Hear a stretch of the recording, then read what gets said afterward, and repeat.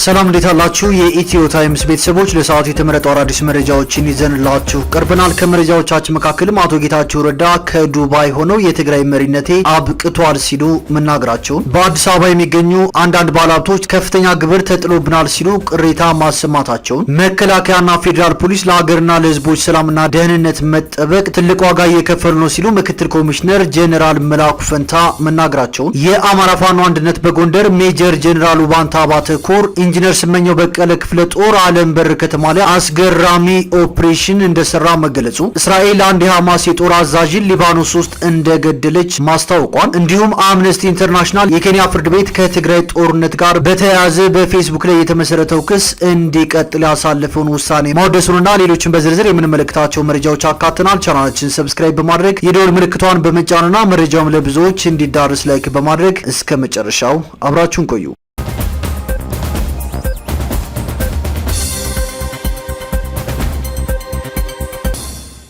ወደ መጀመሪያው መረጃችን ስናልፍ አምነስቲ ኢንተርናሽናል የኬንያ ፍርድ ቤት ከትግራይ ጦርነት ጋር በተያያዘ በፌስቡክ ላይ የተመሰረተው ክስ እንዲቀጥል ያሳለፈውን ውሳኔ ማወደሱ ተሰምቷል። ዓለም አቀፉ የመብት ተሟጋች ድርጅት አምነስቲ ፌስቡክን በበላይነት የሚያስተዳድረው ሜታ ኩባንያ በትግራይ በተካሄደው በሁለት ዓመቱ ጦርነት ወቅት ማንነትን መሰረት ያደረገ ጥቃትና ግድያ እንዲቀጣጠል አስተዋጽኦ አድርጓል በሚል የቀረበውን ክስ ለመስማት ስልጣን እንዳለው የኬንያ ከፍተኛ ፍርድ ቤት የሰጠውን ውሳኔ በደስታ መቀበሉን አስታውቋል። በፌስቡክ አማካኝነት ተቀስቅሷል በተባለ የጥላቻና የውከት ቅስቀሳ ሰለባ የሆኑ ሰዎች 2.4 ቢሊዮን ዶላር የካሳ ፈንድ የሚጠይቀው ይህ ክስ ኢትዮጵያውያን በሆኑት አብርሃም ማዕራግና ፍስሐ ተክሌን እንዲሁም በኬንያ የሚገኘው ህገ መንግስታዊ ምርምር ተቋም ከንቲባ ኢንስቲትዩት አማካኝነት መቅረቡ ተጠቁሟል። አቤቱታ አቅራቢዎቹ ሜታ ጎጂ ይዘቶችን በማስተዋወቅና የመድረኩ ስልተ ቀመር ቀስቃሽ፣ ጥላቻን ያዘልና አደገኛ ይዘቶችን አጉልቶ አሳይቷል ሲሉም ከሰዋል። ይህም በጦርነቱ ወቅት ለከባድ የሰብአዊ መብት ጥሰቶች አስተዋጽኦ አድርጓል ሲሉ ሞግተዋል።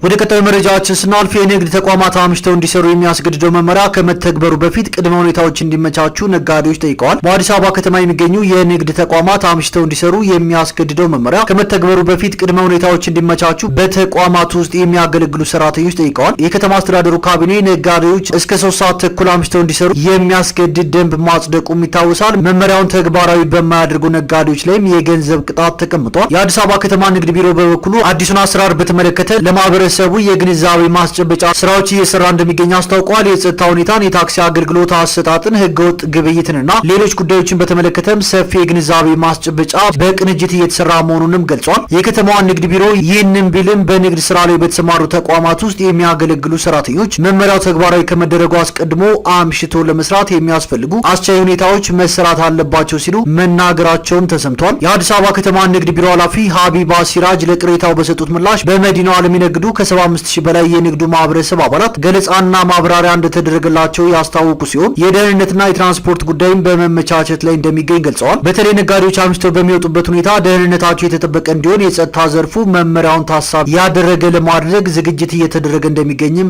አያይዘው ገልጸዋል። አክለውም ህገወጥ ንግድ እንዳይካሄድ የአዲስ አበባ ንግድ ቢሮ የክትትልና ቁጥጥር ስራ እንደሚሰራ አንስተው እስካሁን የግንዛቤ ማስጨበጫ ስራ ላይ እንደሆኑም ተናግረዋል። ዜና ምንጩ ይህንን መመሪያ ተግባራዊ ለማድረግ እንዲሁም ማህበረሰቡ በትራንስፖርት እጥረት እንዳይንገላታ ምን አይነት ክትትልና ቁጥጥር ታደርጋላችሁ ሲል የአዲስ አበባ ትራንስፖርት ቢሮን እየጠየቀ ሲሆን በቢሮው የህዝብ ትራንስፖርት አደረጃጀት ዳይሬክተር አሸናፊ ስዩም በሰጡት ምላሽ ከአዲሱ ደንብ ጋር በተያያዘ የሚነሳውን ስጋት ለመቀነስ የህዝብ ትራንስፖርት አገልግሎት ሰጪዎች ሰዓታቸውን አክብረው እንዲሰሩ እየተደረገ ነው ብለዋል። በዚህም ማህበረሰቡን ታሳቢ በማድረግ አሽከርካሪዎች እስከተቀመጠው የሰዓት ገደብ አገልግሎቱን እንዲሰጡና ተጠቃሚዎችም ስጋት እንዳያድርባቸው ሰፊ የግንዛቤ ማስጨበጫ ስራዎች እየተከናወኑ መሆኑን ገልጸዋል። የአዲስ አበባ ከተማ አስተዳደር ካቢኔ ያወጣው ደንብ 185/2017 ዓ.ም የካቲት 29 ቀን 2017 ዓ.ም የጸደቀ ሲሆን ይህ ደንብ መመሪያዎች ተዘጋጅተውለት ከመጋቢት 10 ቀን 2017 ዓ.ም ጀምሮ ተግባራዊ መሆን ጀምሯል። ደንቡን ተላልፈው በሚገኙት ነጋዴዎች ላይ የሚጣለውንም ቅጣት ተግባራዊ ለማድረግም የጸጥታ፣ የትራንስፖርት እንዲሁም ሌሎች የቁጥጥር ስራዎች ላይ ቅድመ ዝግጅት እየተደረገ እንደሚገኝም ተመላክቷል።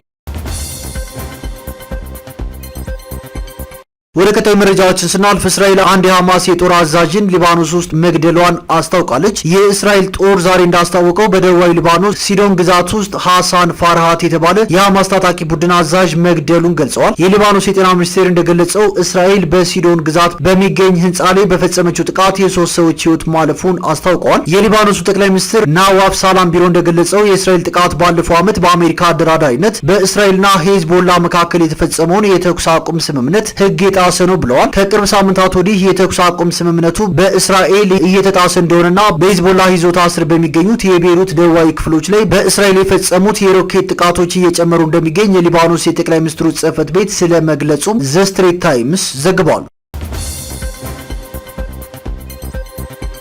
ወደ ቀጣዩ መረጃዎችን ስናልፍ የአማራ ፋኖ አንድነት በጎንደር ሜጀር ጀነራል ውባንታ ባተኮር ኢንጂነር ስመኘው በቀለ ክፍለ ጦር አለምበር ከተማ ላይ አስገራሚ ኦፕሬሽን መስራቱ ተሰምቷል። ሆኖም በዛሬው ዕለት ማለትም በቀን 26/07/2017 ዓ.ም በሰራ ኦፕሬሽን አንድ ቲም ማለትም 8 ልጆችን አስርጎ በማስገባት የአለምበር ከተማ አንቀሳቃሽ የሆነውን ግለሰብ አቶ መልካለም ቢሰጥ የተባለ የቀበሌ አስተዳዳሪ ከነ አጃቢዎቹ እንደተገደሉና ትጥቃቸውን በመማረክ አለምበር መሃል ከተማ ድረስ ዘልቆ በመግባት በሻለቃ ሱባለውና በሻለቃ በየነ በሚመሩት ልጆች አስገራሚ ኦፕሬሽን መስራታቸው ተሰምቷል። ይህ በእንዲህ እንዳለ 18ኛ ቀኑን የያዘው ዘመቻ አንድነት በጎጃም በተለያዩ ግንባሮች አውደ ውጊያዎች መቀጠላቸው ተሰምቷል። ከነዚህም መካከል ጎጃም አገው ምድር 3ኛ ክፍለ ጦር የኤፍሬም አጥናፉ ብርጌድ ከቀኑ 6 ሰዓት ሲጎሊ ቀበሌን ተሻግራ ጽርጊ አቅራቢያ አይካይታ የተሰኘ ቦታ ላይ የአገዛዙ ምሽግ ሰርጾ በመጠጋት ከፍተኛ ጥቃት ማድረሳቸው ተሰምቷል። ልዩ ኦፕሬሽንም መፈጸሙንና በቀኝ ጌታ የወፍታሄ ንጉሴ ክፍለ ጦር ንጉስ ተክለ ሃይማኖት ብርጌድ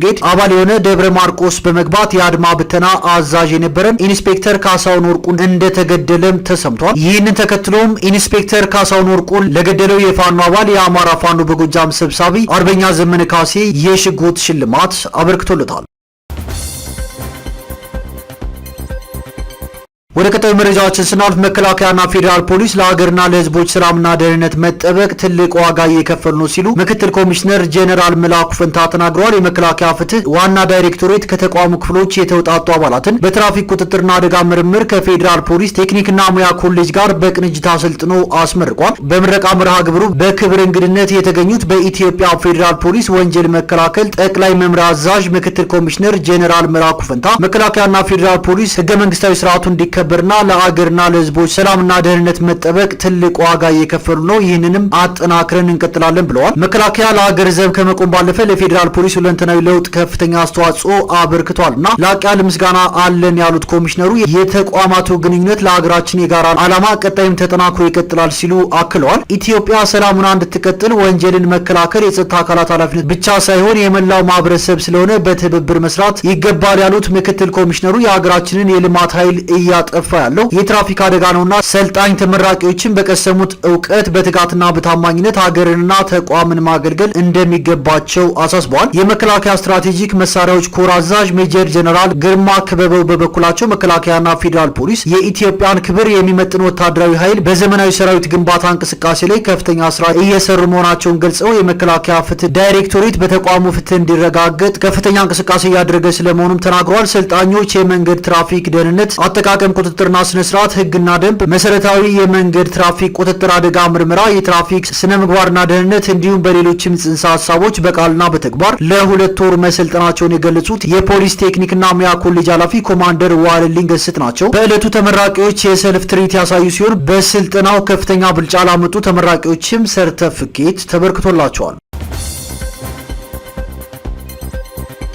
ወደ ቀጣዩ መረጃዎችን ስናልፍ አሜሪካ በእስራኤል ላይ ሚሳኤል የሚተኩሱትንና በቀይ ባህር መተላለፊያ በባብኤል መንደብ የመርከቦች እንቅስቃሴ ያወኩትን የየመን ሁቲ አማጽያንን ለመውጋት ጦር ሰብቃለች። በተገባደደው ወር አጋማሽ ሃሪ ኤስ ትሩማን የተባለች ግዙፍ አውሮፕላን ተሸካሚ መርከቧን ወደ ቀይ ባህር አስጠግታ በየመን ላይ መጠነ ሰፊ ዘመቻ ጀምራለች። ሌላኛዋ ካርል ቪንሰን የተባለች ግዙፍ አውሮፕላን ተሸካሚ መርከብ ይህንኑ ዘመቻ መቀላቀሏ የተነገረ ሲሆን በእያንዳንዳቸው ላይ በሚጫኑ 130 ያክል ኤፍ-18 ተዋጊ አውሮፕላኖች በሚሳኤልና በተወንጫፊ ሮኬቶች የየመንን ሰፊ ግዛት የተቆጣጠሩ የሁቲ አማጽያንን መደብደብ እንደቀጠለችም እየተነገረ ነው። አሜሪካ የየመን ሁቲዎች ለመደምሰስ የደገሰችው ሚስጥራዊ የጦር እቅድ በአሜሪካ ሚዲያ መጋለጡ ሰሞኑን ዋና የመነጋገሪያ ጉዳይ ሆኖ ቆይቷል።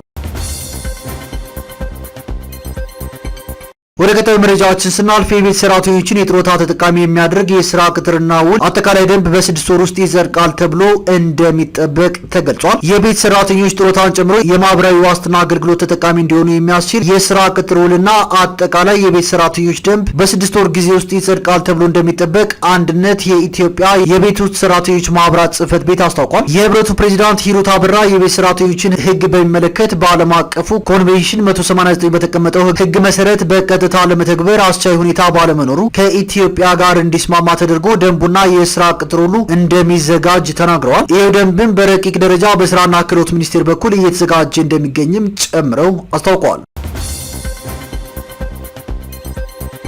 ወደ ቀጣዩ መረጃችን ስናልፍ በአዲስ አበባ የሚኖሩ አንዳንድ ባለሀብቶች ከፍተኛ የግብር ጫና ተጥሎብናል በማለት ቅሬታቸውን አሰምተዋል። የአዲስ አበባ ባለሀብቶች ፎረም በከተማ ውስጥ የሚገኙ አንዳንድ ባለሀብቶች ከባድ ችግሮች እያጋጠማቸው እንደሆነ ገልጸዋል። ፎረሙ የባለሀብቶችን ቅሬታን በሰነድ የተደገፈ መረጃ ለመቀበል ዝግጅቱን ማጠናቀቁን አስታውቋል። የባለሀብቶች ፕሬዚዳንት አቶ አሸናፊ ሙሴ አያሌው እንደገለጹት አንዳንድ ባለሀብቶች ያለ አግባብ ድርጅታቸው መታሸግ፣ መፍረስ፣ መነጠቅ ወይም መቀማት፣ ስራ እንዲያቆሙ መደረግ፣ ያላመኑበትን ከፍተኛ ግብርና ታክስ ለማስከፈል ማስገደድ፣ የባንክ አካውንታቸው መታገድ፣ ከአገር እንዳይወጡ ወይም እንዳይገቡ እየተደረጉ ነው በማለት ቅሬታቸውን አሰምተዋል።